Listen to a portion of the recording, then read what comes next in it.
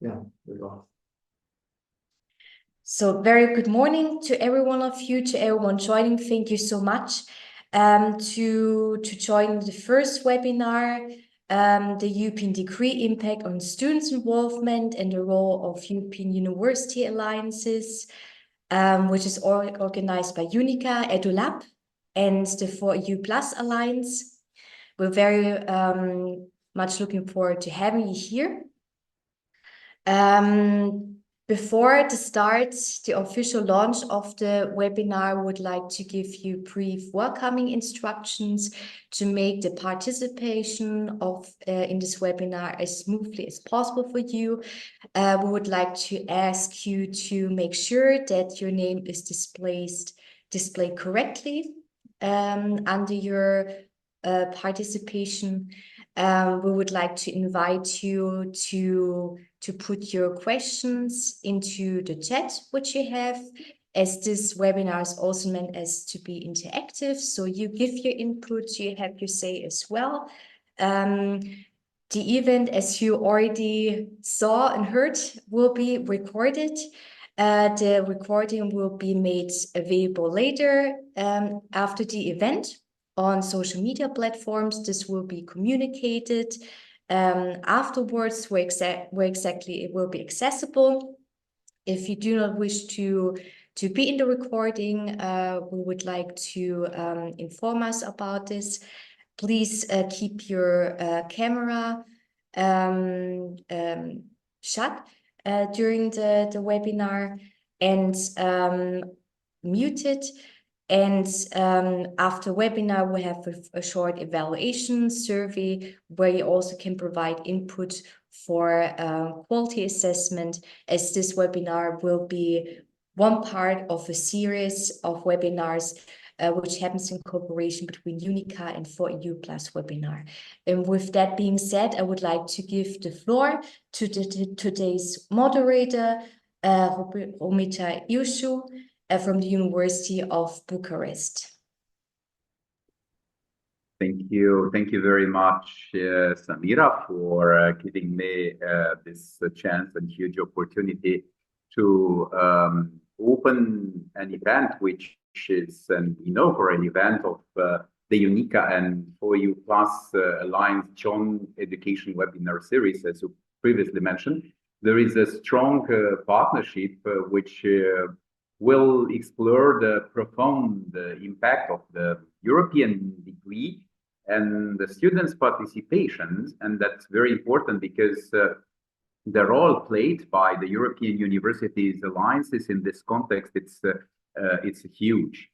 And also, we will assume as an additional aim for this event to bring together insights from various stakeholders and providing a very comprehensive overview of the current landscape and the potential future development in this topic, which is a stronger topic, a very important one for the European development, for the Europeanization of higher education, and of course, the students as partners, importantly and deeply involved in this process, should be recognized. And UNICA and the FOREU Plus, we are together recognizing the strongest role of the students as partners in promoting this process, validating this process, and finally create a very important new ways for exploring learning, motivation, development of students' careers, everything which is linked with this topic. It's a great honor for me, a great pleasure to start this event, which was according for the welcoming words from the very beginning. Previously in the program, I had the partnership with Lenka Rovna. Unfortunately, Lenka has fell sick, so she will not be able to attend the webinar, but I have the great pleasure to introduce to you, dear participants, Isabelle Kratz, as Secretary General of the FOREU Plus European University Alliance, since November 2021, and she was previously the project leader of the FOREU Plus Erasmus Plus pilot project. The first one, and prior to that, Isabelle was graduate archivist and the paleographer at l'École nationale de Paris. And she served as head of libraries in France, Bibliothèque universitaire Pierre Marie Curie Paris, and in Switzerland, l'École polytechnique fédérale de Lausanne. But I have the pleasure for my dear colleagues to introduce a partner, Isabelle. We are working together in the FOREU in the same stage, together with Marta, another important and great friend. And I'm very grateful to you, Marta, also for preparing everything in this context of this partnership launched today. Now I will kindly ask Isabelle just to take over the responsibility to open this event and say a few words as a welcoming part. Thank you so much, Isabelle, for being with us. Thank you very much, Romiță, to give me the floor. Yes, I also would like to first thank UNICA for organizing with FOREU Plus this webinar, which is the first of a series, and focusing on a very intensively discussed topic, the European degree, discussed at different level in different contexts. For us, FOREU Plus Alliances, it's of course a topic, or I would say a goal, the European degree, that is inherently linked to our vision of creating the university of the future, meaning also that we are intending to offer internalized educational offer, and this educational offer should be translated also by awarding European degrees or joint degrees as much as possible and as feasible, because we all know that there are a lot of barriers and obstacles to deliver such joint degrees and European degrees as much. We are, FOREU Plus is part of the project EduFish, coordinated by another European University Alliance, UNA Europa. So in this project of EduFish, we are currently studying all the obstacles that are on our way to a European degree, starting with studying what a European degree label could look like, what criteria should it be following. And I think we will speak also about this in the coming hour. All this to say that even if there are a lot, or because there are a lot of discussion and work ongoing on joint European degree, we should never lose sight of for whom we are working. And as Romiță already said, students are should be at the focus of our work and reflection. It's for them that European University Alliance are working in general. So to offer them really what they would need to receive as an educational offer, and of course also in regard to European degree, as the European degree could be, as said, one of the way to concretize an outcome of European universities. But for that, we of course need to involve the students and to listen to them and to involve them in the co-building of all our university of the future. So I think that based on this, we can open the floor to our first speaker, and I give back the mic. Thank you very much, Isabelle, for sharing with me the same feelings and thoughts related to the importance on the European degrees. And the process of testing the criteria. You remember the role, and I'm sure also the audience are just remembering some positioning related to the word of testing when we are just tackling with the testing process. But we are doing what it's in our behind the desk for having a result of validating the criteria and just preparing the right criteria for developing this process. And we'll have, according to the schedule of the today meeting, and now we are in time, I'm very happy, as moderators, to keep the balance and to focus on the interest of the audience as well, but also to put in the lights the importance part of our speakers. And the first one, which I'm going to invite for the first point of our discussion, as I previously mentioned, it's Marta Jaworska-Oknińska, the project officer and the educational coordinator at the FOREU Plus Alliance Consortium from the University of Warsaw. Marta will present the results of a very interesting survey, which was carried out by the project consortium previously mentioned by Isabelle. It's EduFish, which is a European degree label project. 6 projects in this moment are just running in the Erasmus framework, implemented by several alliances. And this project, EduFish, it's amongst the FOREU Plus members. It's very important to mention is that Marta is a very important contributors feeding the ideas on our subgroup, which is dedicating to European degrees at the FOREU. But in the same time, he's an education expert, higher education expert, and currently working as a senior project specialist and educational coordinator in the FOREU Plus Local Alliance at the University of Warsaw.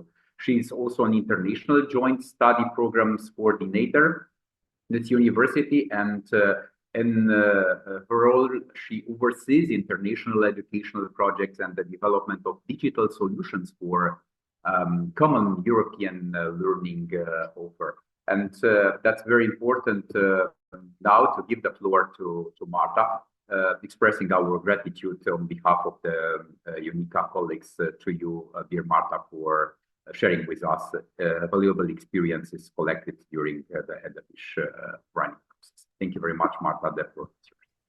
Thank you, Romiță. Thank you to UNICA for actually co-organizing this series with us. It always seems when someone else is introducing you that you are a much more impressive person suddenly than you usually think about yourself. So thank you for this introduction.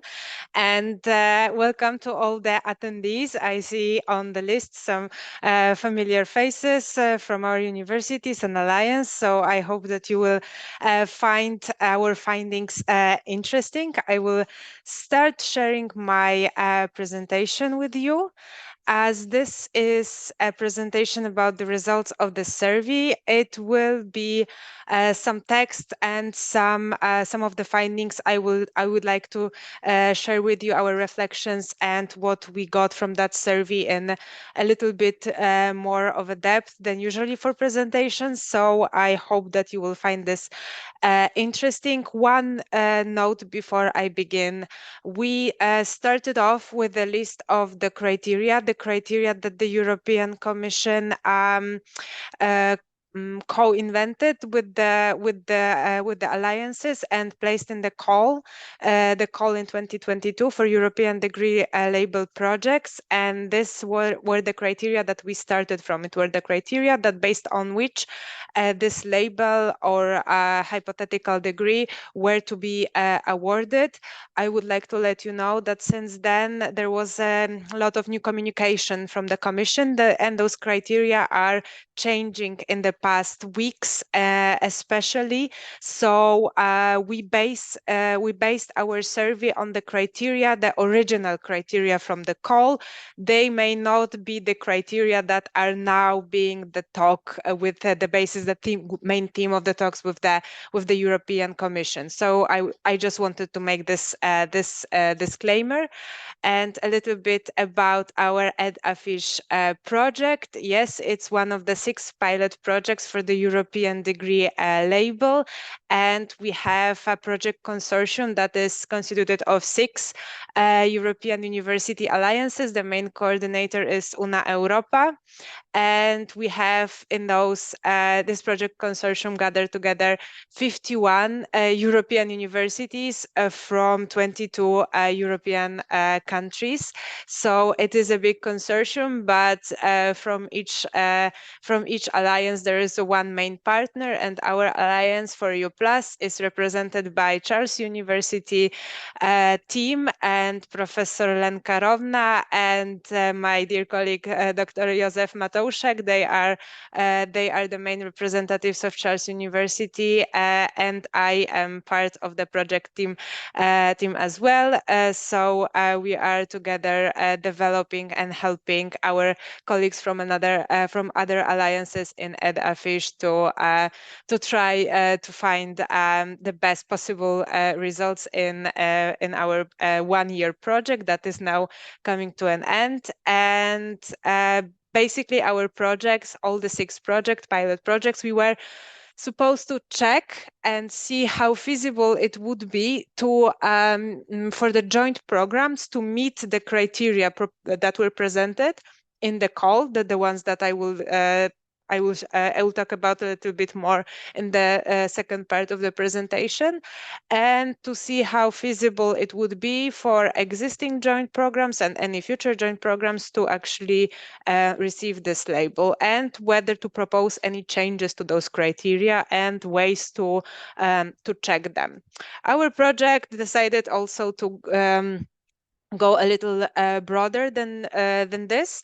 We also try to focus on mapping legal obstacles in the European and partnering countries that stand in the way or maybe do not help in opening and conducting joint programs. So we kind of have 2 very important legs of our project, and one is the criteria and how to make them better, how to make them and how to check them, how to make that they are actually manageable and they are of still high quality. And the other leg is to check and to map the legal obstacles in the countries. So today we will focus on the criteria, not on the legal obstacles, because this was the base of the survey we conducted. We actually conducted more than one survey. We tried to talk to all the relevant groups of stakeholders. And of course, the main relevant group of stakeholders are the students, those that will benefit from such programs the most. And this was one of our main surveys that we conducted. And the other groups of stakeholders were obviously joint program directors, employers, and quality assurance agencies. Today, we will focus only on the results of the student survey and how we developed it, how we disseminated it, and what were the results, and what we as EduFish Consortium did with those results. So the student survey was part of our work package 4, recommendations for future European degree label. And as part of this work package, we were supposed to do those consultations with relevant stakeholders and with students about the attractiveness and composition of the European degree label. This work package is co-led by Catholic University of Valencia and Charles University. So the target group of the survey we conducted were students of all study cycles. So first cycle, second cycle, long cycle, and of course PhD students as well. We tried to target all of the students from all our universities, from the 51 higher education institutions that are partners or associated partners of the project. But here also I wrote the dissemination strategy and challenges. So the challenge was that we didn't have all the possible resources to reach all groups of students in all countries in the same way. So that's why also the results are not maybe very equal when it comes to the representation of all countries, but that's because all different universities, different institutions have different policy regarding dissemination of such surveys and GDPR issues. So that is why we received more responses from some countries and less responses, fewer responses from the other ones. So we also, when we designed the survey, we had to take into consideration our target audience and target group. So we had to make it a little bit more understandable for students, especially for those that are not familiar with joint programs, students of the first study cycle for bachelor studies. So we had to change it a little bit. For the other stakeholders, we just provided the information on the criteria because they were more or less understandable for them. But for students, we need to go in a little bit different road. I will show you the survey in a second. So also not all of the criteria from the mandatory and optional list from the European Commission were assessed and mentioned by the students, because we made the decision that not all of them are relevant to students and not all of them can be easily judged or evaluated by the students. So this was also a choice that we made, also something to take into consideration when assessing the results. We tried to reach as many groups of students as we could. So we also translated the survey into 10 languages. We didn't do that with any other surveys. And also we created a short explanatory video that was sent with the survey that explained the idea of what a joint program is, what an international joint program is, what European degree and European degree label is. And I hope that I will maybe I will later insert the link to the survey in the chat, so you can all go see how it looks like. And we received more than 2,500 responses from students from more than 20 countries, representing 24 study fields. So a pretty a good variety of and good representation of different study field, different countries. And most of the respondents were the students of the first cycle, 60% of them.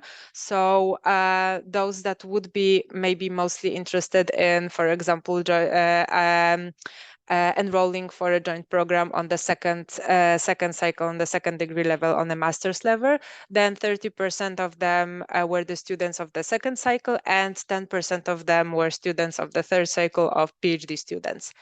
And also we wanted to check how many of our respondents know anything about the joint programs, know what it is, how many of them never heard of them, and how many actually are students of such programs. And because this is also very important when taking into consideration the answers they provided. So 51 of the respondents heard or knew something what a joint program is, 42 never heard of them, and only 6.5% study or studied at an international joint program. So this is also important when we will be analyzing the results. And I presented here on the slides the criteria and how the students assess them. So basically now on the left side, you can see the phrasing of the original criteria, the phrasing of the criteria from the call that we responded to. And then on the right, you can see what we asked. So how we asked students about this specific criterion. We sometimes couldn't ask directly the same wording, so we try to somehow make it more understandable, and the replies we received. So I will now briefly, hopefully briefly, take you through take you through the results. And the first criterion, the mandatory criterion, was the criterion on the higher education institutions involved. And it was said that the joint program should be jointly, of course, designed and delivered by at least 2 higher education institutions from at least 2 different EU member states. We asked students here mostly we didn't ask them what they think about that this joint program should be delivered by at least 2 higher education institutions, but how students perceive the fact that the study program includes a mobility period in at least 1 foreign university, because this is what directly affects them. The fact that there is a mobility scheme, mobility track, and that they will study at more than 1 university. And almost 70% of respondents consider this as a relevant or very relevant factor when choosing their study program. That also means that 30% didn't consider it as a very relevant. And that was a little bit, I think, surprising for us. The second mandatory criterion is about the transnational joint degree delivery. So basically that the joint program ends with the award of 1 joint degree, not 2 separate double or multiple degrees, but 1 joint degree. And we asked students how valuable would it be for them if they receive 2 separate or more diplomas, 1 diploma, and 1 diploma endorsed by the European Union. So we asked them what would be valuable for them after graduating from such a program, and we gave 3 options to assess. So as you can see, almost 65% of respondents would value receiving 1 single diploma jointly issued by more than 1 university and endorsed by the European Union. However, more than 50% of the respondents would prefer being awarded separate diplomas from each of the participating institutions, in comparison to only 43% if the joint diploma did not include the European degree label. That also says to us that this may not be the most important factor for students when taking into consideration studying at the joint program, the delivery of the diploma, whether it's 1, whether it's 2, 3, or whether this is not the most important thing that they are interested in. And that is not a big surprise to us, actually, but it is very worth knowing and noticing. Then we go directly to mandatory criterion 6, transnational campus access to services. Now, we ask this because we think this directly affects students, and this can be something that is really attractive to them. So we asked how valuable for you would be to have access to facilities at other universities, such as libraries, digital services, career guidance, e-learning platforms, etc. And out of all the benefits a study program could have, the students placed highest value on this accessibility and openness of the campus services offered by other universities. 78% responded to it either positively or very positively. And it is worth noticing here that open access and benefits of intercampus services seem to be more important than the physical mobility itself and the possibility to learn from teachers from different universities. So this is something that we really took note of when analyzing the results. And here is again the question about the flexible and embedded student mobility arrangements. We asked, this is the same position as you could see when I talked about the criterion number 1. So how did you perceive the fact that the study program includes a mobility period? And the same, almost 70% of the respondents appreciate the opportunity for physical mobility.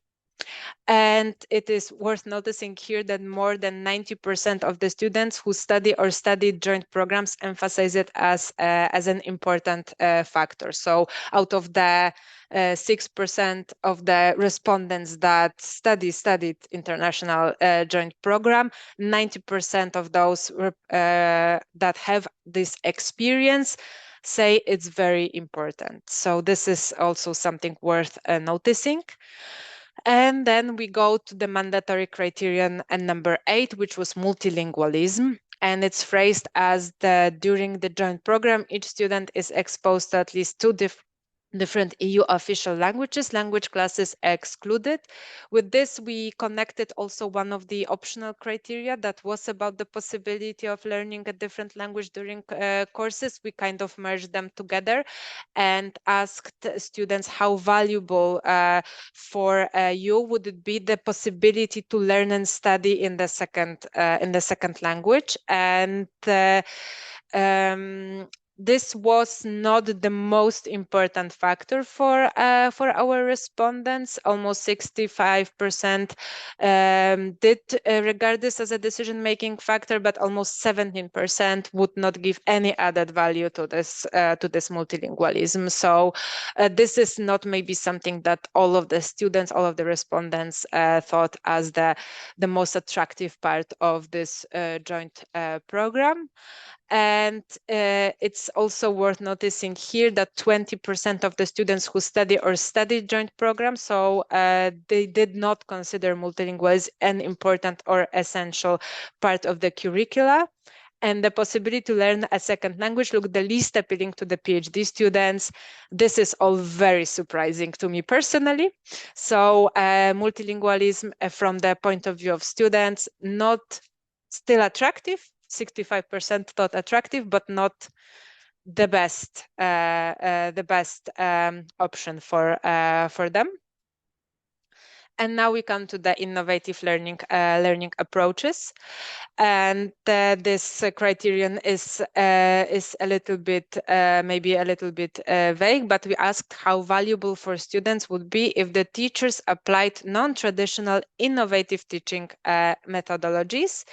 And more than 40% of respondents consider this as an essential part of their learning process, with 30% think that applying them would make a study program more quality and attractive. So overall, we can say that 70% of the respondents think that this is something that would make their joint program more appealing, and only 3% of the students would not look at this at the learning approaches as any decisive factor in how they evaluate the study program.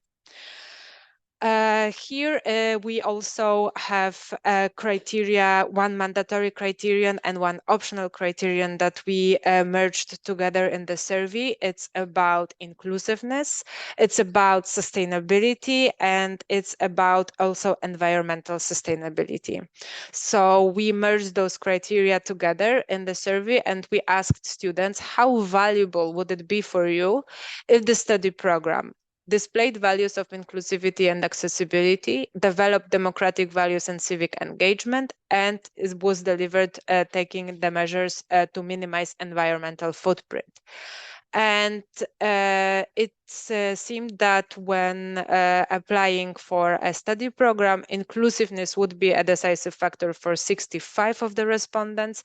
Also, 65% consider civic engagement critical, while 60% of the respondents emphasize the importance of environmental sustainability in their decision-making process, while almost 40% of respondents find that either irrelevant or only slightly important. We now come to the criteria, the optional criteria, that some of them were actually more relevant to students than the mandatory criteria proposed by the European Commission. So this is the interesting part here. And optional criteria number 3 was about the labor market, and whether the program supports future labor market needs and or includes cooperation with business and sectors in its curriculum. So we asked students, how important for you would it be if the study program included future labor market needs and cooperation with businesses and sectors in its curriculum? And as you can see, more than 90% of the respondents deem this criterion crucial when selecting study program. And this was such a high number of respondents that selected this as such high value on this criterion that our consortium EduFish recommended to and still recommends to the European Commission to classify this criterion as mandatory and as one of the most important ones for the most important group, target group of the study program, so of students. So clearly what student would like is for after graduating a program that they would have the biggest chance of finding a decent job. That is not surprising at all. And here we also, this is also something that is a little bit connected to that, because it's about the criteria about internships, professional internships, and any career development and activities such as seminars, networking, etc. So practical part of the previous criterion, and we asked students how important for you would it be if the study program presented opportunities to get practical experience. And almost 90% of the respondents would appreciate their study program offering such opportunities to them. So after considering those replies, those two replies for this question and the previous one, our consortium decided to recommend that these criteria can be merged into one to include the diversity of practical experience throughout the study program. And basically this is one of our most one of the biggest change that we made to the criteria, and one of the strongest recommendations that we make regarding this participation of and importance of labor market and hands-on practical experience for students to be included in the criteria for the European degree label. And the next one that was also deemed as very important for students, but what was initially one of the optional criteria, is the development of high-level digital skills. We asked students how important that it would be for you if your study program developed high-level digital skills, and more than 70% considered this criterion crucial. And that's also one of the criteria that we recommend moving from the optional list to a mandatory development of those digital skills. So as you can see here is a short summary of our findings. It's the last 2 minutes of my presentation, I promise. So we also asked an extra question about the personalization of individual student plan, and students also valued this, which is obviously an inherent part of a joint study program. And here you can see that the most important criteria for students and the most important parts of the international study program that it could offer to students is transnational campus benefits, innovative learning approaches, better employability and measures taken in order to assure that, and prioritizing study programs with embedded university industry cooperation, and focus on the development of high-level digital skills. And this is exactly what we are recommending. So we had a meeting with the students in February as feedback to discuss with them feedback after the survey. And basically there it was also presented to them by our colleagues from the University of Valencia what we did with the replies. So that we took their replies and we actually put them in our recommendations towards European Commission, so that the replies, the 2,500 responses that we received to the survey, they weren't overlooked or just used. They were actually used for us to propose real changes to those criteria based on this feedback, this very, very valuable and relevant feedback we received from them. We also try to still stay in contact and in constant dialogue with the students. We have representatives of Erasmus Student Network and European Student Union in our external advisory committee, and Horia Horia here is also part of that committee. And we had a representative of European Student Union at our midterm event, speaking at our midterm event in Brussels. So, and I know that meeting with students, receiving feedback from them is the most important base for anything that we present to the European Commission. So we would like to, of course, always thank the students for their engagement, students and PhD students for their engagement and for giving us a lot to think about, a lot to analyze. And we also would like to let you know that we will be presenting our results, our policy recommendations and our findings at our final dissemination event. It will take place on the 5th of March and it will take place online. And I will paste a link to registration in the chat after I finish my presentation, so you can all register, because there we will mostly tell you about the criteria, about what changed based on the feedback and data we received, and based on the feedback and data we received from the European Commission. So it will be also a more up-to-date final policy recommendation. So I would very much like to warmly invite you all to register and participate in a few weeks with us in this final event. So thank you all very much. Thank you very much, Marta. It's such an interesting exercise to look to the data, because we are experts and sometimes evidence-based policy experimentation, as so-called in this moment, and we are just following carefully this new way of experimenting policy. It's based on evidence. Thank you so much. Very interesting data.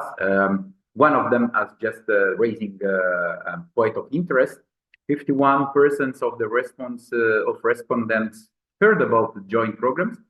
42% never heard. That's little interesting, and only 6.5 are involved deeply in studying in the joint international program.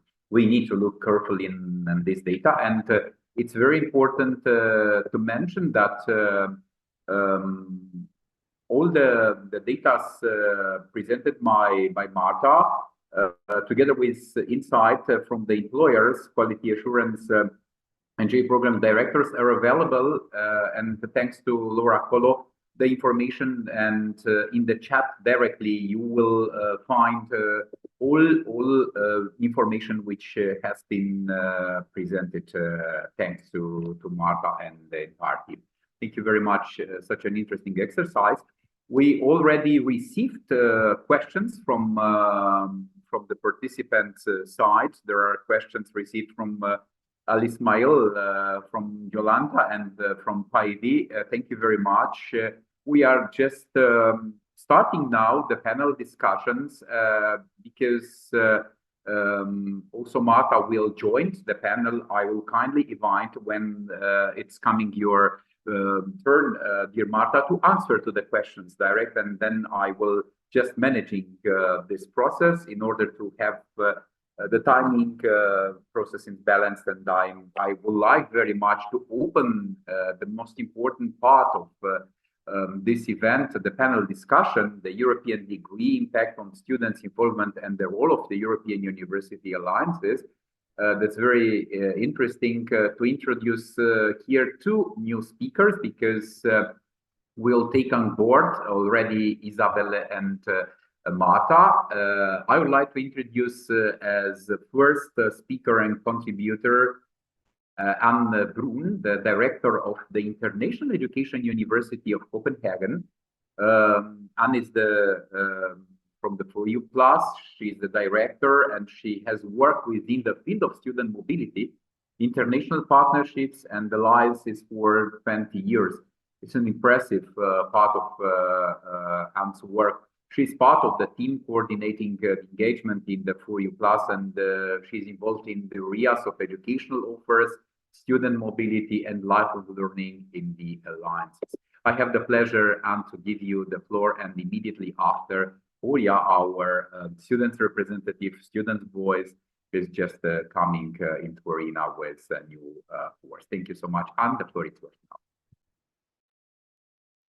Thank you very much for introducing me. And thanks for the invitation to present at this webinar. The topic of student engagement is an extremely important one, and I'm happy to be able to contribute to the debate and the reflections on this issue. During this short presentation, I'll take a look at both involving the students in making and designing of educational offers, and secondly, also engaging students in the mutual commitment of creating learning communities and take active part in an inclusive study environment. So we're both talking about sort of designing programs, but also once they're in the programs, what is student engagement about, and why is it so important? You're welcome to change to the next slide. Yeah, thank you. When we create new programs or individual courses, we must, of course, always seek to develop educational offers at the highest international level. And the demand for new educational offers will often come from the development of new technologies or environmental or societal needs or gaps in the labor market, and often arise from ideas from research groups or individual professors who are specialized in a particular field, or through inquiries from particular industries or parts of society. In addition to fulfilling societal or labor market needs and provide students with sort of core academic skills in particular disciplines, our programs must also provide our students with international outlook and educate students to be active and contributing citizens in a national and in a European and in a wider international context. So it's also about giving the students the abilities, the skills to be active and engage, and active and contributing are keywords here. Our programs are, of course, research-based and as such created in line with core values of curiosity, transparency, critique, knowledge, and thoroughness. And these are values that we must pass on to the students through their studies and which they can use in their active engagement. So it's also about educating the students to be able to be engaged. We must aim to develop educational offers that challenge the students and challenge their worldviews, while at the same time also invite the students to challenge us, bring their perspective into our work on curriculum design and learning styles, and engage them as partners in making mutual committing learning communities when they study with us at our institutions. You're welcome to change to the next slide. Thank you. And by involving the students both in the making of educational offers or strategies for that matter, we recognize the valuable contributions that they can make. And through the active engagement, we also aim to achieve even greater student interest and satisfaction with learning. We all know that if you have been invited to contribute towards something, if you are then not listened to or taken seriously, it's even more demotivating. But by including the students, we're also hoping, of course, to increase their motivation and their engagement in the programs. So we enter a partnership where learning is a mutual commitment at our universities, and where all groups, both staff and students and teachers, are expected to contribute actively. So expectations and requirements must be clear for all, but we must also be ready to challenge each other and with the aim of achieving the highest possible learning outcomes. So it's a sort of a two-way street. It's both about including each other, but it's also about challenging each other, both sort of from a perspective of the university, but also the students when we involve them. At the University of Copenhagen, and I guess this goes for many of our institutions, if not all of our institutions, of course, we expect our students to engage actively in university life, It means that we want and expect the students to be part of the study environment, both inside and outside of the classroom, and in the university's democracies and traditions. On the other hand, it's also demands of the university that we provide access to university bodies, facilitate the inclusion of students in hearings and in development, for example, of strategies and course development, and have teaching styles that support engagement, different learning styles and different approaches that are inclusive of a diverse student body. And if we're talking European degrees, we're going to have students from many different backgrounds. So here it's even more important, I think, that we both teach the students what we believe it means to be engaged, but also make sure to facilitate that they are able to engage. So it requires of the universities to be clear about what does it mean to be active and engaged, and support the students in attaining the skills that can support their active engagement, particularly in an international environment, as I mentioned, where students come from different backgrounds, both culturally and of an academic tradition that is different from your classmates, perhaps. Being part of a strong and inclusive learning community, both inside and outside of the classroom, and the sense of belonging is important for the students' ability to learn, both the hard academic skills, but also the soft skills, and for their well-being in general. So finally, I want to emphasize the importance of continuing dialogue and feedback, because this is an ongoing process, and it must become an ongoing process for us to instill it as a natural part of our culture at our institution, for all parties to contribute to reap the benefits of active reflection and engagement and commitment. So how is it done in practice? At the University of Copenhagen, where I'm from, we have inviting students to participate in different boards and committees. So there is a structure around student engagement, and also include student organizations, of course, in hearings and in working groups when we make strategies or guiding principles. And by continuing to have student evaluations of the courses and the teaching that we conduct at the university. Is it perfect and is it easy? No. It is difficult and it's hard work, because the students, even though they are invited, do not always show up, and we're not always good enough at listening to them. So the students do not always feel that their voices are heard. For example, when we made the strategy latest at the University of Copenhagen, you know, there were articles in our local university newspaper about how the students did not feel included, even though they had been part of the process. They didn't recognize themselves in the final strategy.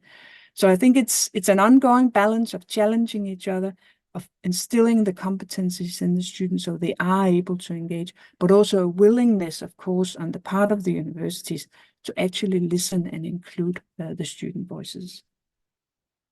Thank you. Thank you very much, Anne. Very interesting reflections on the realm of learning and teaching. You mentioned something special dedicated to our students. You are mentioning the learning and teaching styles, and also to create learning communities with a strong sense of belonging. That's very important from the students' perspective, who are just making their voices very much heard at the European context, and when it's a new program developed and designed. Thank you so much. And you are joining the panel now, because I've seen that on the chat, the dialogue is already flourished, and I'm so happy. Thank you very much, Marta. You are going to answer directly to the questions received. There are others which are coming. It's perfect context for discussion. But now, as a moderator, it's my great pleasure to introduce the next speaker, the new voice and the most important voice for this dialogue, which is Horia, who is the president of the European Students' Union. It's very important from the Horia's perspective that he was working in the organization of overarching political priorities like the Bologna process, European elections, quality assurance, education, learning and teaching policies, digitalization, a lot of parts of the representation on behalf of SU, but in the same time, in positions such as the co-chair of the drafting committee of 2024 Kirana communique, so the co-chair of the Bologna follow-up group on social dimensions, and a lot other positions. One important, perhaps it's mentioned from Horia's side, because I'm very proud. Horia, it's University of Bucharest valedictorian graduates, and I'm very happy. And always Horia's voice, it's a voice of what it's the elite perspective of the young voices, but in the same time a very mature perspective. And now, Horia, the floor is yours, my dear, who are sharing the students' perspective on this topic. Thank you very, very much, Professor Iucu. I will start by sharing my presentation, and I hope you can confirm that you can see it. Perfectly. Yes, 1 second. Okay, and I will start by thanking you, thanking you for inviting me here. It's an honor and a pleasure, and we are very excited and grateful that you are championing this topic. It's for us, since we discussed not only about European degree and European degree labels, but the whole concept of creating a European education area and European university alliances. For us, the method of student participation, I would expect unexpected. I would expect that everyone would expect this is at the core of our priorities, and even more so right now. I'm also very happy to be here as Professor Iucu said, as an alumnus of University of Bucharest until last year, and as such also participating in UNICA events before. So we are very happy to be here with you today. And I will start with some preliminary considerations, because as ESU, we have been extremely invested in the sharing students' perspective on the potential creation of a European degree and label. We started with an initial resolution passed by our membership. And just to briefly explain, ESU is composed of 44 national unions of students from 40 countries across all the European continent. These are national, representative, independent, democratic student organizations at national level in all in 26 out of 27 member states of the European Union, but also other countries who are part of the European higher education area. We also had the opportunity to see the developments and to be able to shape our view through our participation in 2 pilot projects. One was already presented at EduFish, who had a very strong emphasis on students' voice.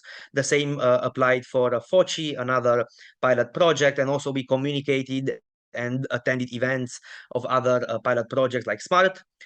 We also shaped our view through the participation in various structures of the European Commission, where we represent students' voice, the Working Group on Higher Education, the Subgroup on Alliances, the Directors General for Higher Education, and so on. We have focus groups with our membership. Many national unions have created their own national groups of student representatives from all or most alliances, universities who are part of alliances in their member state. We had a consultation with the ESU Conference of Student Bodies of Alliances. This is a body of ESU, an internal body of ESU, comprising democratically elected student representatives from the European University Alliances. And finally, in order to fine-tune our view, we had a final consultation with the board of ESU, which is how we call our General Assembly, the representatives of unions. So I will start with some preliminary considerations. And firstly, for us as students, and what we observed and determined through the consultation is the key point of attention is the broader topic joint programs, because the joint programs offer the key difference in terms of the in terms of being able to distinguish between national programs. So what are these key differences? Firstly, the ability to combine the practices and the paradigms of learning of various higher education institutions, so finding a synergy and improving the content and the delivery of the study program, which also leads to enhanced quality, a more diversified curriculum, and of course maintaining and enhancing all the advantages of mobility. And it would take us too much to discuss about this now. We have a lot of studies, a lot of different kind of surveys that show the impact of mobility in terms of employability, European values, in terms of intercultural competencies, and so on. And the joint programs offer a more institutionalized way to offer these mobility opportunities. Of course, we've seen various barriers. As ESU, we are also part of E4, the FOREU organization creating the standards and guidelines on quality assurance and the European approach to joint programs. And we see a notorious example in the case of quality assurance, despite existing commitments and being the most Europeanized policy area in terms of compatibility, many member states still have barriers in terms of quality assurance, in terms of having only one evaluation for all for the study program, so not having multiple reviews in several countries, and so on. Fortunately, the creation of the European alliances has offered a long-awaited boost and more pressure in the system to actually produce a meaningful change. Of course, the joint programs are only one tool to internationalize higher education, but they are one of the most effective ones. However, I won't stay too much on this. There are the challenges that we've seen in terms of language requirements, duration of study programs, graduation, examinations, so on and so forth. As evidenced also in the previous presentation, and we see that we have very similar conclusions. For many students, the distinction between a joint program and a joint degree is rather a matter of technicality than practicality. Of course, some of them may prefer to have only one diploma, but at the end of the day, if we rank the priorities of students, whether it is there are multiple diplomas or there is a joint diploma, it is rather a matter of technicality. There are other things that in our analysis became way up higher in the agenda of students, like relevant, coherent learning outcomes, how relevant they are for what they want to achieve in life, for their professional development, whether the joint programs offer unique international opportunities, includes up-to-date curriculum, offers external opportunities also for internships, for practice, so on. They also expect that these programs are automatically recognized everywhere in Europe. They offer flexible opportunities and pathways, and very important, they are inclusive and student-centered, and students are supported along the pathway. So one may ask themselves, do we actually need a European degree or the European degree label? And what is our conclusion is that even though for students it's not the matter that we want a joint degree in terms of a degree as one diploma, the creation of the European degree is a mechanism to incentivize member states to eventually change the national requirements that right now are a barrier for higher education institutions, and they are burdensome and unjustifiably limit the delivery of European degree. And for us, we had a lot of debates on what is the main role of this European degree or European degree label. And we also saw in various discussions that there is not actually a consensus on this. We have a consensus that we want more internationalization, that we want more flexibility, less barriers, but there were different views on what the European degree label as term of a scope or rationale should be. And where we saw a consensus, and also what was the main key point from our consultation with students is that this European degree label should show the successful compliance with Bologna tool and commitments. So it is about showing the jointness, showing the capacity to have a coherent study program. Of course, some may wonder what is the difference between this and a quality assurance review. And what we say is that quality assurance review is the one to actually assess the quality. It's not about the label. We do not want a two-tier system where we have the quality assurance for everyone and then a more a ranking exercise where the European degree label is more qualitative in that sense. All the study programs should be qualitative. All study programs should offer opportunities. What the European degree label in that sense should view from students' perspective is that there is a concrete compliance with Bologna tools and commitments. There is a coherent cooperation between higher education institutions, and even more so, it's rather a matter of incentivizing again the national states to flexibilize the legislation. And we also see these evidenced by the list of mandatory criteria proposed by the Commission, which they are formalistic. They are looking at the minimum basic conditions in that sense. Also, looking at the criteria, the degree label does not imply only through its deployment that the joint degrees would be innovative, would offer novel approaches, would be coherent, because these are mostly either part of the optional criteria or go beyond the scope of the criteria for the European degree label. So it is important that if these European degree labels are created to foster a continuous approach in the sense of making it innovative, to offer resources and funding, and that's a bit of a Cinderella on the matter. Who is going to fund this European degree label in order to support higher education institutions, not only to deploy it, but to deploy it having the means to actually make it innovative, which is not a guarantee by default. In terms of criteria, as also evidenced in the previous presentation, we came to the same conclusion. The optional criteria seem more important to students. They are more quality/content oriented rather than the formal criteria. And this would mean that we need to be clear in terms of what we communicate towards the students and towards the wider community of what the European degree label is. If we have a label which is showing the jointness, but then the optional criteria are those that actually make the difference to say so, it is important to determine how we go there and how we promote these more enhancement-oriented points. From us, in terms of criteria, what we see either missing or in deep necessity to be enhanced is the participation of students in the decision-making. Unfortunately, looking overall at the European University Alliances, what we found is that there is a risk of a downward convergence, that the level of student participation in an alliance is the lowest common denominator of various practices in universities. Fortunately, in the last year, we see an improvement. We see better trends. We see that maybe this was for the beginning, but still it is a risk.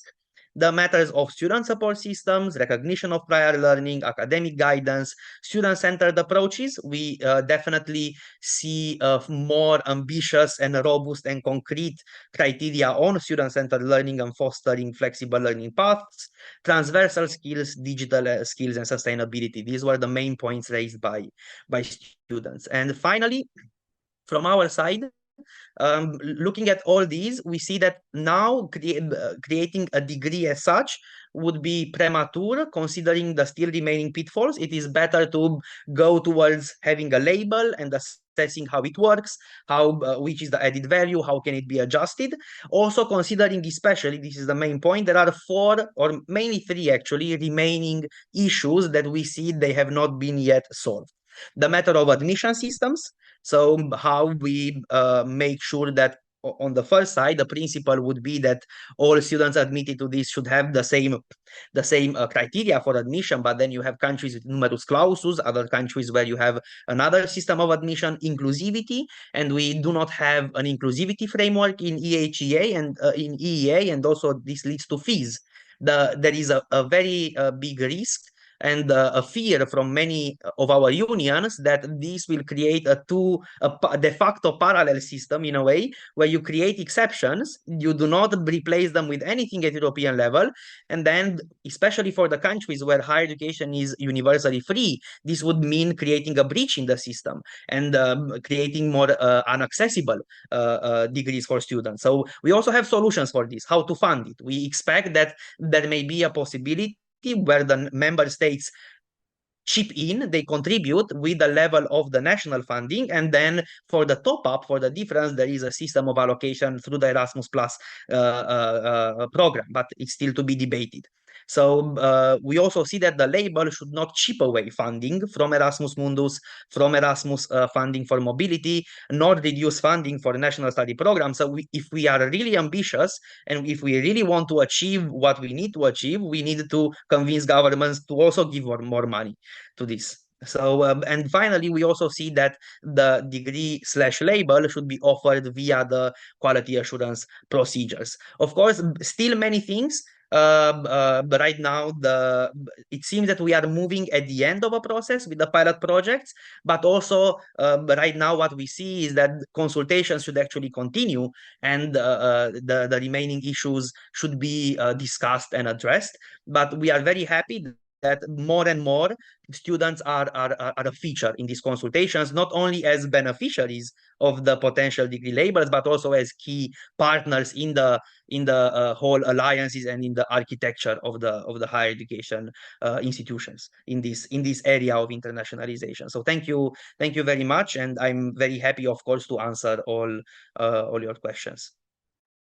Thank you very much, Horia. This is a presentation, a very interesting one, which is giving to the Commission a very important feedback, a substantial feedback, not only for this reunion, this meeting, which is perfect for all participants, but in the same time, we are just transferring an important knowledge to Jan-Mael, to the rest of the team, which is in charge to this topic at the level of the European Commission. Thank you so much. I was taking on board two important ideas, the mechanism to incentivize member states, which is a very important reflection coming from the student side, and the second one, the Bologna tool, and the commitments of the Bologna should be also keep on board. If you are just making a final statement, which will be only the political process of experimentation, there will some small parts, different angles, which will not be so well prepared, ignored or put in the secondary place, which is not very good. Bologna and the new process of experimentation and in this moment are just making an important reflection. And there are on the table some scenarios, 3 possible scenarios. Horia, you are just taking into account. It's very seriously analysis, and thank you so much. Thank you so much. It was a privilege for me to hear and to listen to you all, my dears, and also to collecting questions, because the moment of collecting questions on the chat, the process has been launched and managed by Marta, answering direct to the questions. Thank you very much. Also, I'm kindly inviting Isabelle and Marta now to join us in the panel. And if you like, the floor is yours for making some comments or just introducing some ideas if necessary, or referring directly to the questions. As you have seen, I'm not betraying my universities. I'm just changing the background. This is a matter of partnership. Finally, because now we are not in a formal context, we are deformalizing everything and just going to answering to the questions, my dear. Then Isabelle, Marta, I'm giving you the floor. In this moment, I'm not making a partage between you. I'm just giving you the freedom to choose who's the next. I see a new question in the chat about what are the next planned steps after the pilots have run and the results are out there. That is something that we all wish to know, actually, but I think in the nearest future, we will have some communication from the Commission, and they will present this blueprint for the European degree. I think they are going with the European degree, and this is something that is also very much still on the table. We hope that the label is still going to be like a step in between, but there are a little bit different tools for different things and to manage different issues maybe. But we think that the work that all the projects done is pretty it's first of all, it's huge for that we only had 1 year to implement it, and second, it's not that different, our findings, results, and we may have put more, for example, attention for other things, but in the end our findings are pretty similar, and we think that the projects shouldn't stop, or the knowledge and the experts that we gathered shouldn't just be kind of like disposed of. We think that this is something that the European degree label still needs more discussions, more expertise that is ongoing, and especially the mapping of legal obstacles in countries and how they change, how the legislation change, because it is changing as we speak now. In some of the countries, there have been introduced some changes in the past months, for example. So I think that this is the exercise that should be still ongoing, and that what we gathered and what we collected should still continue somehow in some way, because I think that this work is first already great, but also that could be continued and should be taken into consideration. And those European university alliances also are in this kind of middle position, because we are gathering a lot of universities, a lot of higher education institutions, that we serve as this kind of middleman between the member states, European Commission. We can have contacts here, contacts there, and within the alliances gathered in the projects, we have universities, higher education institutions, several from one country, and that also makes the position a bit stronger than if a single high was to contact, for example, the authorities. We have 3, 4, or 10 already with the same purpose, for example, so, and the same ideas, and the discussion has already started. So I think it would be now a huge waste of everyone's efforts to just suddenly stop when the projects end. This is really, we are onto something, and I think that the work should be continued one way or another. And I know that, for example, in our country, in Poland, this project has made already a difference. Just starting the discussion, the inter-university discussion, the discussion with national authorities, the making this problem more visible and putting more spotlight on this, it's already made a huge difference. And I know that for the other countries and the other projects, it's similar. Maybe not everywhere as the same, but it's similar. So I think that this is something, the momentum is there, and we just should continue with it. Before replying to another question, I will leave the floor to Horia, who has his hands raised, and then maybe Isabelle or Anna would like to say something. Thank you very much, Marta. Yes. The momentum, and now this is the Horia's momentum. Thank you.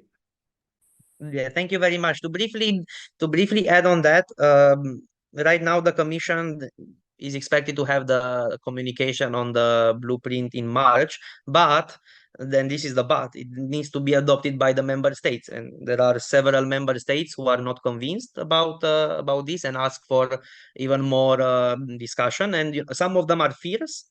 And when you want to progress, there are sometimes when you are too cautious.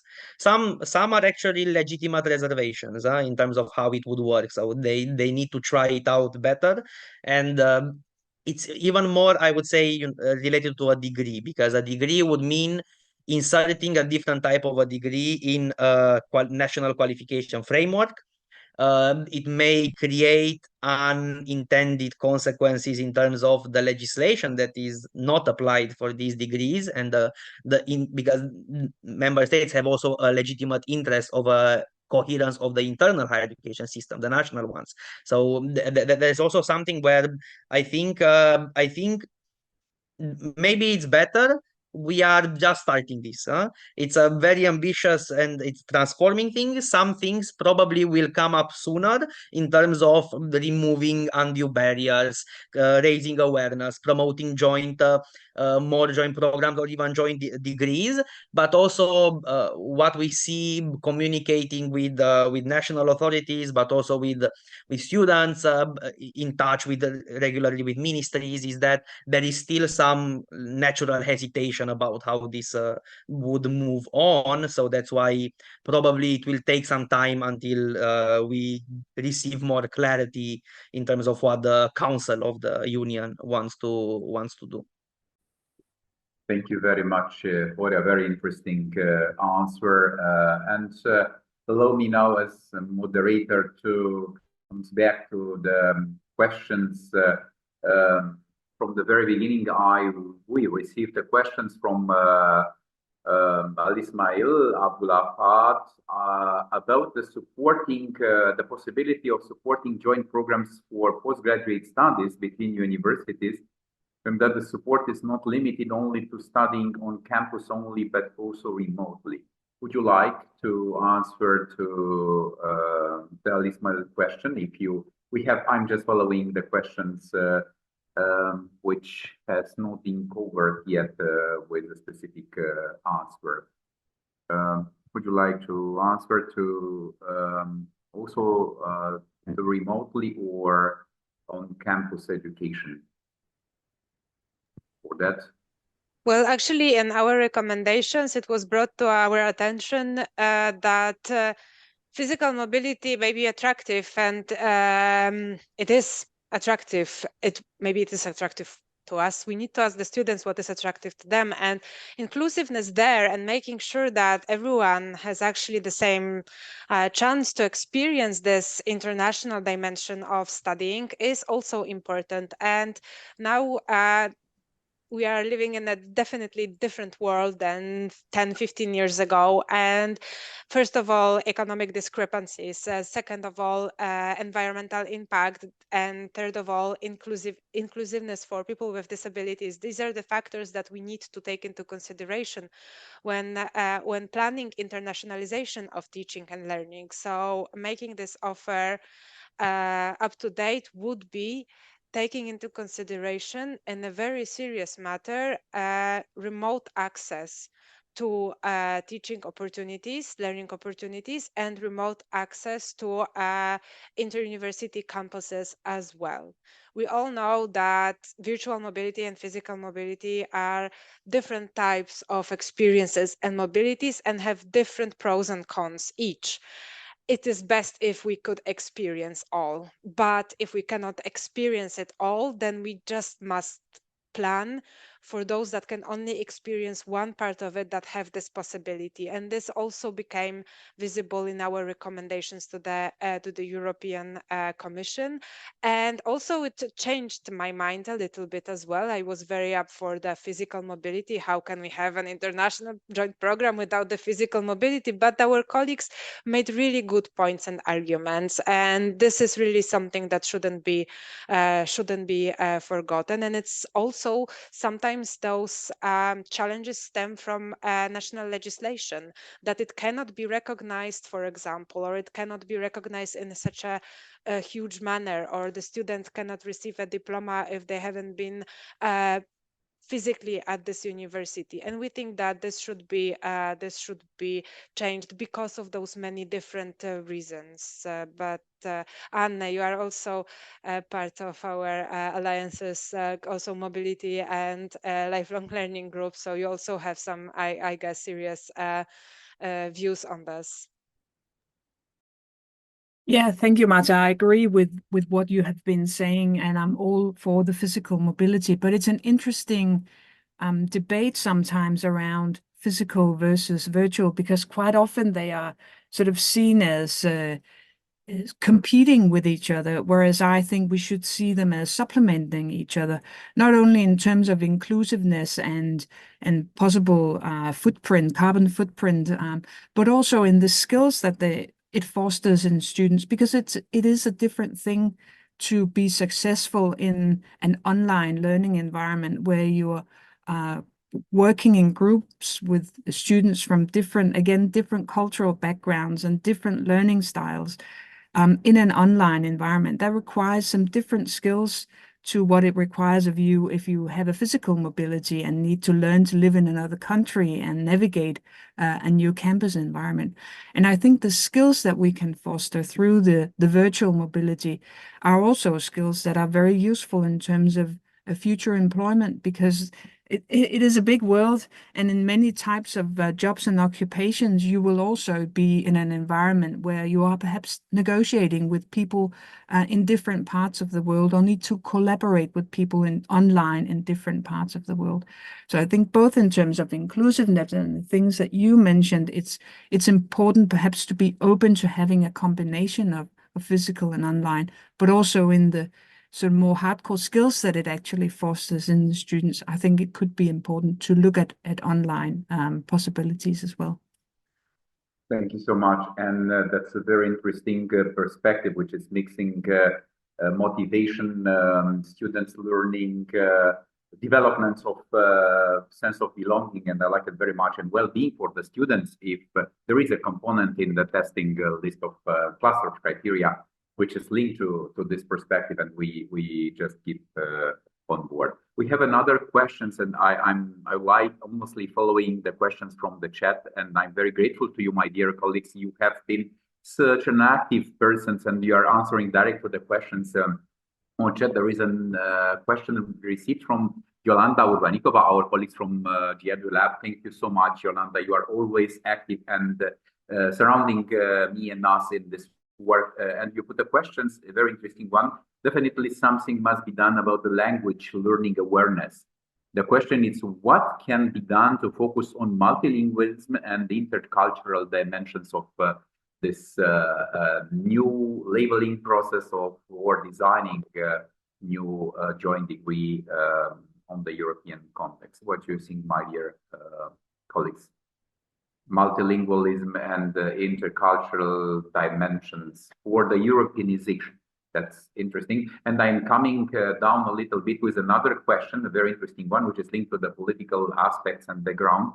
I don't want to avoid or to put into the brackets an interesting questions. I'm going to an end because Isabelle and myself, we need to prepare the end of the meeting immediately after. Would you like to answer very briefly to the Yolanda's question? Horia, maybe from the perspective of multilingualism or intercultural dimension, what do you think, the student's voice? Yes, surely. I was just trying to find the question and I couldn't, but I get the point.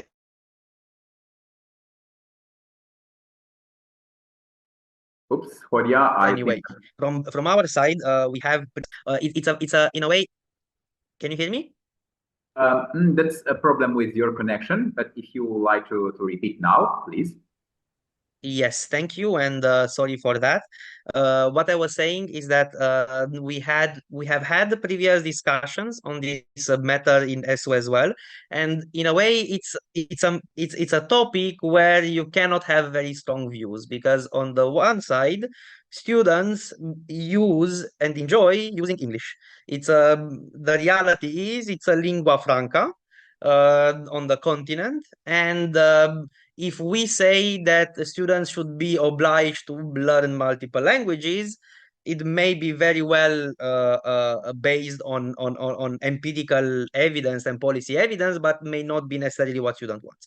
Now, related to the topic, however, one thing is to have multilingualism based on the fact that you need to study in a different language. Another one is to be exposed to different languages when you go to a mobility. But the middle ground is to have some courses that support you in that integration.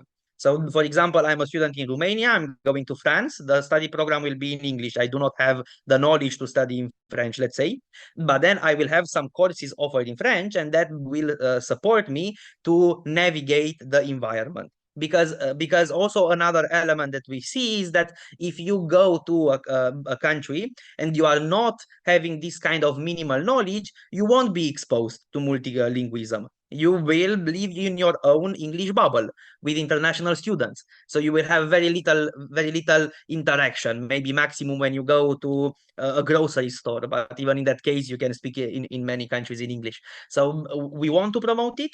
It's a matter that has been pointed out by many of our unions, but we are also aware that this needs to be done without limiting the opportunities for students, but actually offering them as add-ons, as advantages.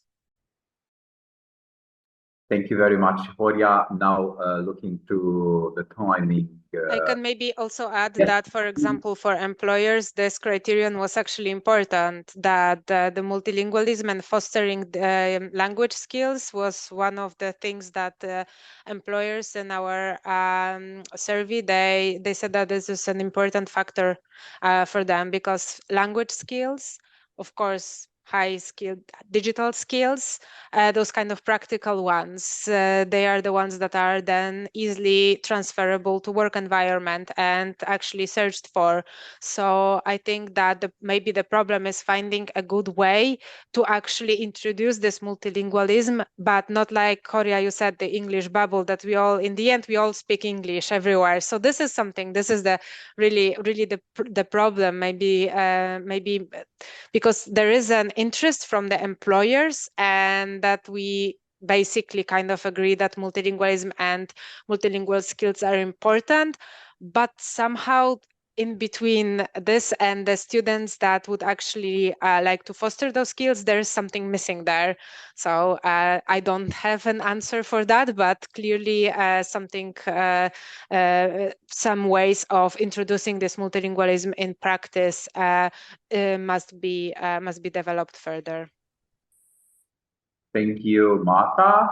Anne, very quick answer. Yeah, just a quick comment. At the University of Copenhagen, Danish, of course, is the national language here, and not many people outside of Denmark speak Danish. But we actually make an effort to introduce our international students to a little bit of Danish, particularly those who have an interest in staying afterwards and getting a job, because even though English is widely spoken and the corporate language in many companies, still knowing a little bit of the local language will definitely give you an advantage.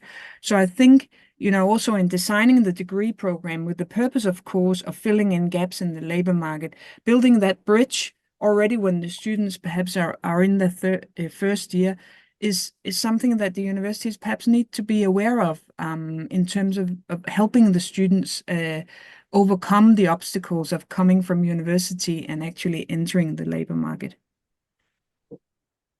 Thank you, Isabelle.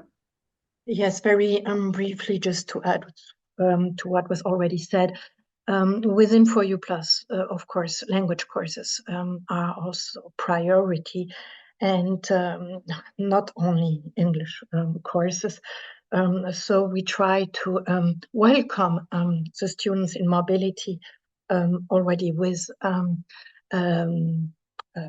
language courses that can be also that can take place also remotely. So this is also a way to facilitate the coming mobility of our students.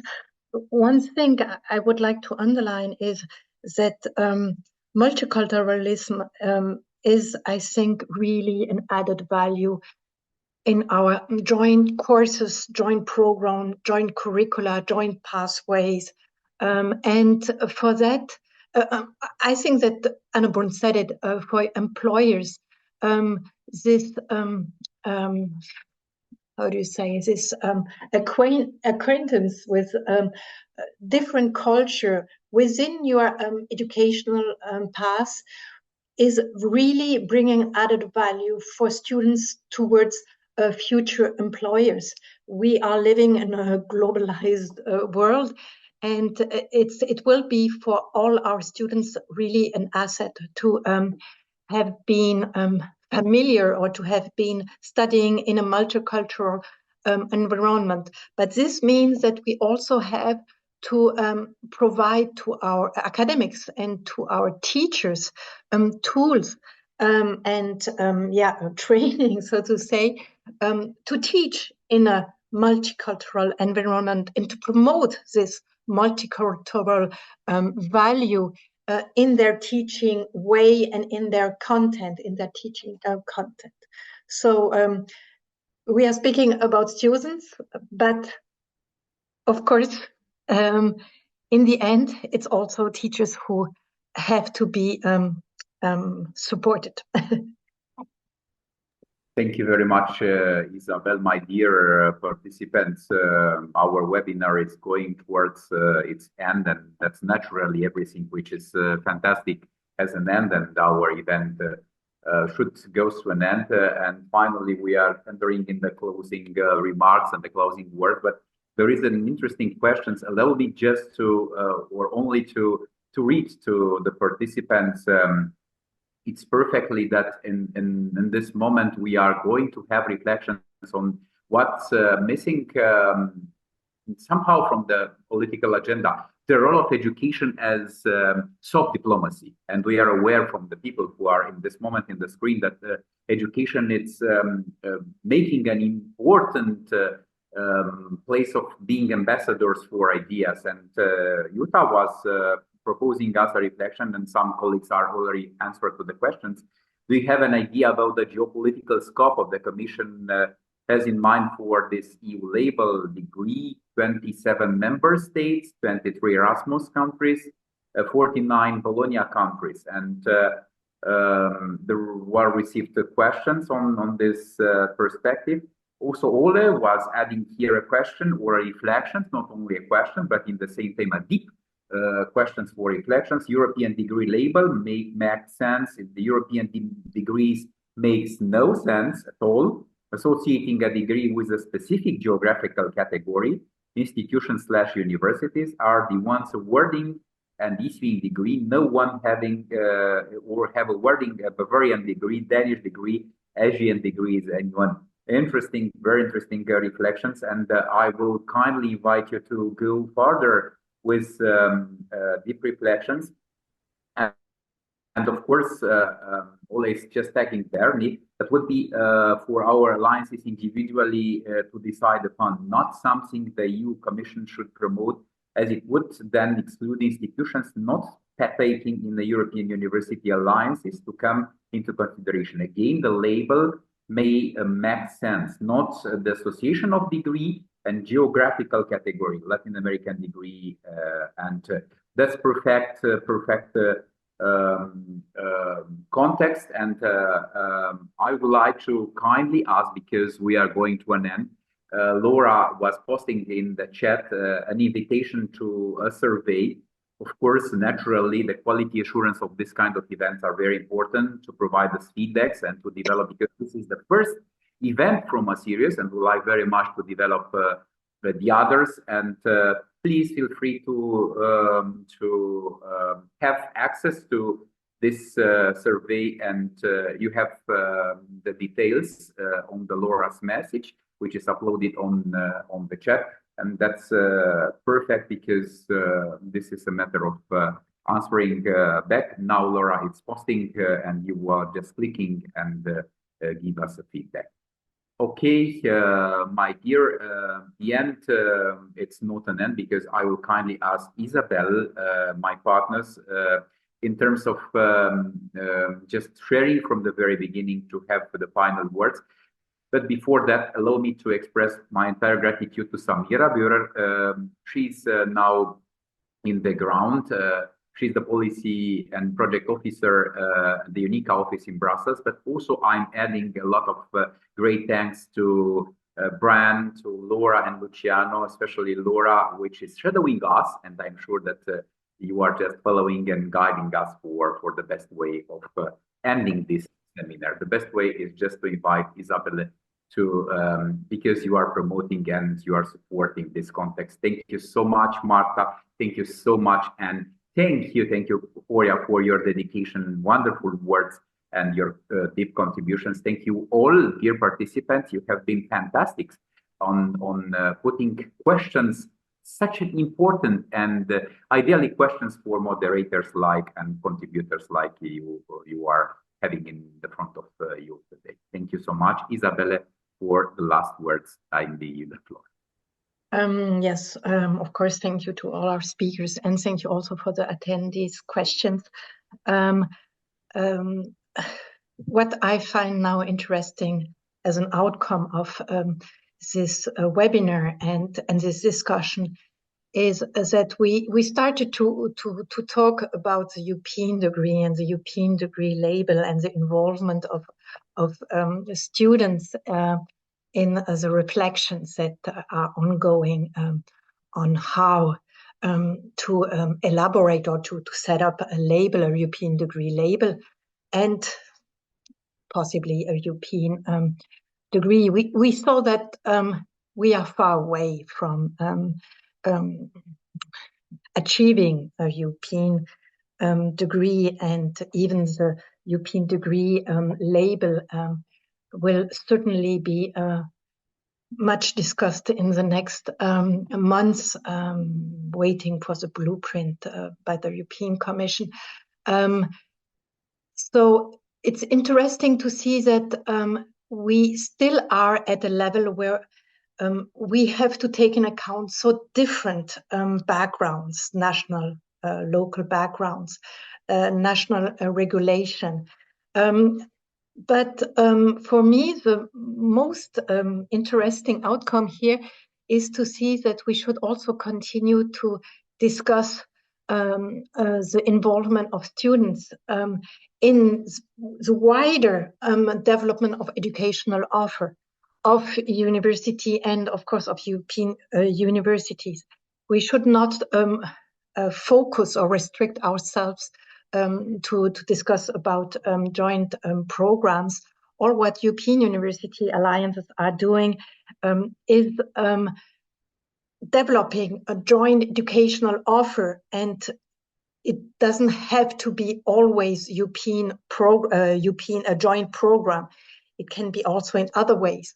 So I would welcome to continue the discussion in a wider way on how to involve students in this educational discussion or educational offer discussion beyond the European program and European degree. Because as one of our speakers said, it is not easy, but it's essential to involve the students in these discussions. Thank you. Thank you so much, Isabelle. Wonderful,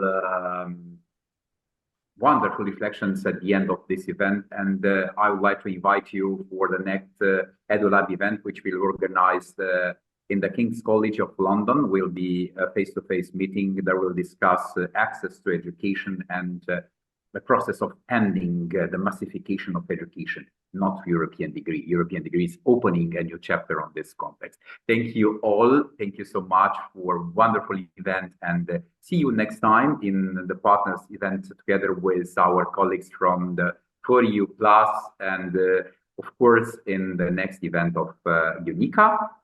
Next week we'll have the UNICA days in Brussels. You all will be more than welcome to attend this meeting. Thank you so much. Horia, Isabelle, Samira, and special thanks to Marta. Thank you to all. Bye-bye. Thank you. Thank you. Bye-bye. Bye. Bye. Thank you. Thank you. Bye-bye.